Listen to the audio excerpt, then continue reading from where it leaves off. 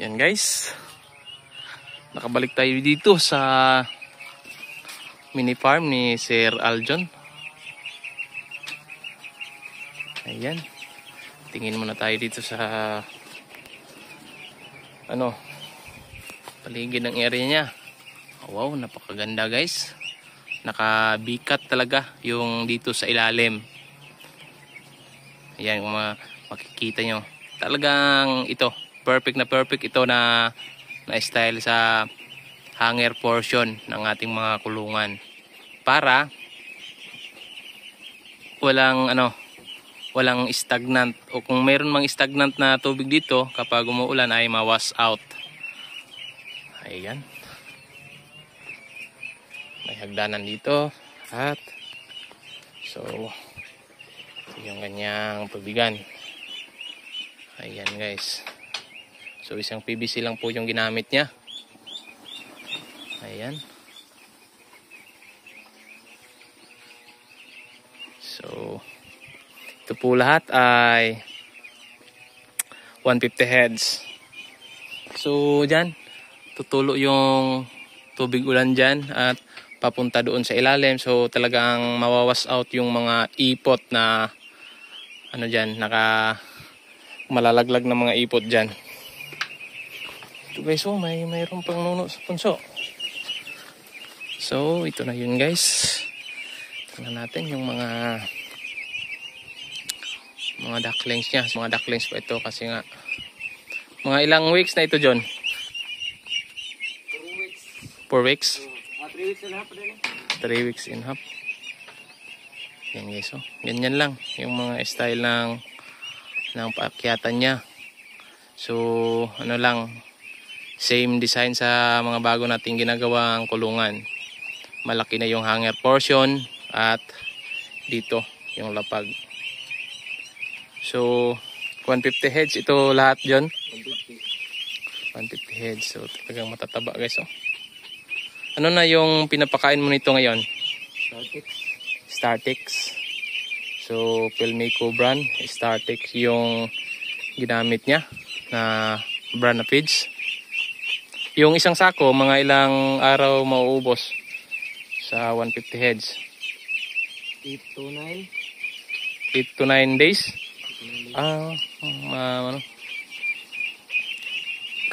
Yung mga male nito, mga ilang heads?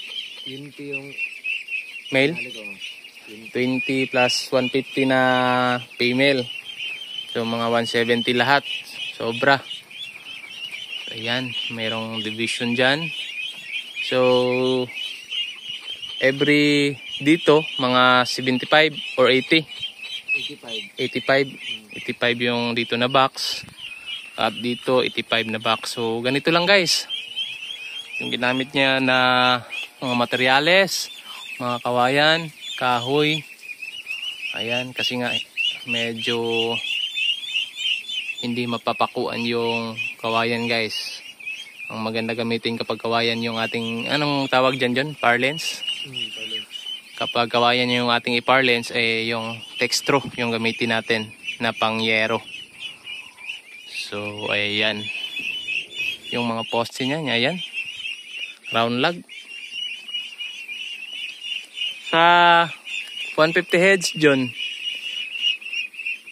mula nung dumating itong mga ducklings, yung pagbili mo ng ducklings, price ng pagbili mo ng ducklings at saka page, magkano na yung nagasto mo?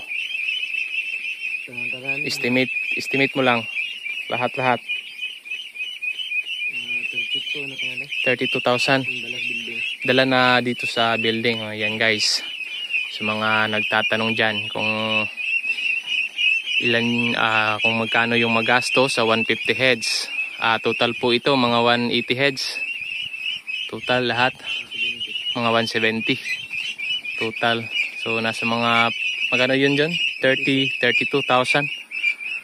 Then 4 weeks pa sila, 4 weeks and half. 3 weeks and half. So siguro nasa mga yung mga gasto na aabot siguro ito ng mga 60 plus or 50. Ayan, hanggang magsimula silang mangitlog.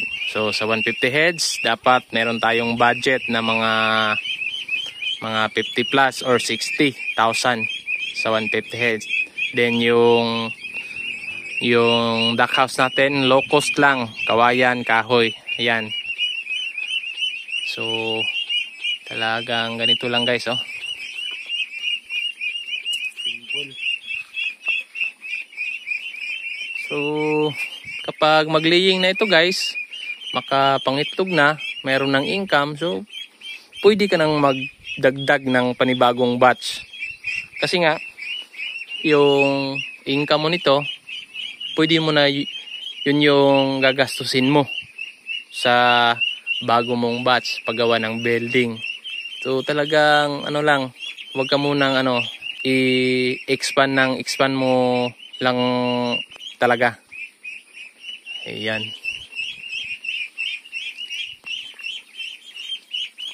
Ano yan, pupunuin mo yan ng tubig. Mga ilang oras mauubos nila? Mga 2 hours, 3 hours. Mga 3 hours. Then lalagyan mo din panibago. So ano lang, mano-mano lang. Mag-igib ng tubig doon sa balon. Ayan. wala pa may Yun yung balon guys. Wala pang balon dito sa malapit. Plano niya, gawan lang dito ng balon para mas malapit lang. So ayan. So 3 hours. Ang isang PVC siguro mga ano yan, mga 2 galon. Isang kagalon ra. Isa ka container. Paano na kabalde? Tulo ka balde. Ang isa ka balde kay 2 galon. Sa ato pa 3 ka balde. Paano ka galon? Anong kagalon? Anong kagalon? Anong kagalon? So anong kagalon tag 3 liters. Pila ka liters? 4 liters man isang galon. 4 liters times 6. 6. So ayan guys. So pwede pang mano-mano sa paglagay ng tubig. Paano? 12 ka litro. So ganyan lang talaga. Paunti-unti lang. Kapag mag-income na, then mag-expansion ka, gagawa ka ng deep well at bibili ka ng water pump na solar. So ganyan lang guys. Ang mahirap lang talaga yung pagsisimula. Kapag mayroon ng income yung itikan mo, medyo halos mapadali na lang lahat yung trabaho. So ayan, sa mga gustong magsimula dyan na talagang medyo konti lang yung budget, pwede mo nang simulan sa maliit or sa sa konti lang na bilang. So talagang maganda yung pagkalaki guys, oh, ng mga ducklings niya. Matataba talaga. Ayan. So yan po yung maganda guys, kapag maganda paglaki yung ating mga itik ay babalik po yan sa kanilang production. Makikita talaga natin na maganda yung kanilang production. Quality yung kanilang mga itlog. So ayan. 150 heads. Female. Pulo og tunga. Pulog to nga imong takos. Sa taga box. Dito mga mga 3 kilos ang makain sa isang araw sa Startex. So siguro nasa mga itong 2 box mga 6 or 7 kilos. So 50. So sa isang linggo nasa mga isang sako mauubos sa ganitong edad. 3.5 weeks. Ayan. So merong mga trapal dyan sa gilid para hindi makapasok yung sinag ng araw. Kasi nga kapag nasa mga alas 3, ayan, papasok dito. So ayan, ito yung paligid guys. So safety na safety. Walang mga walang mga kapitbahay na magagalit. Ayan, mga palayan diyan guys. Ayan gawin ba na? Marami heart na ko diyan. Yang. Yan. Na ilahanan nga. Tambok yun sila, lamig tubo. Oo.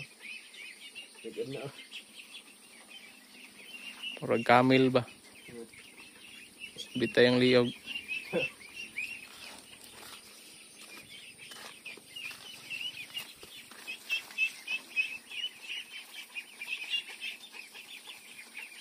Lagi na.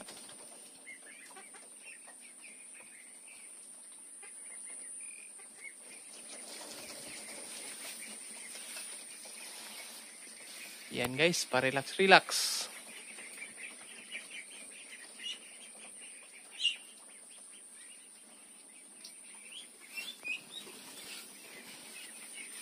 (18 by 20)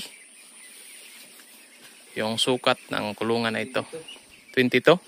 18 by 22? Ah. So ayan. Ito nakaraisal. Ano sa man eh? Ano ba lagi na eh? Kuha na.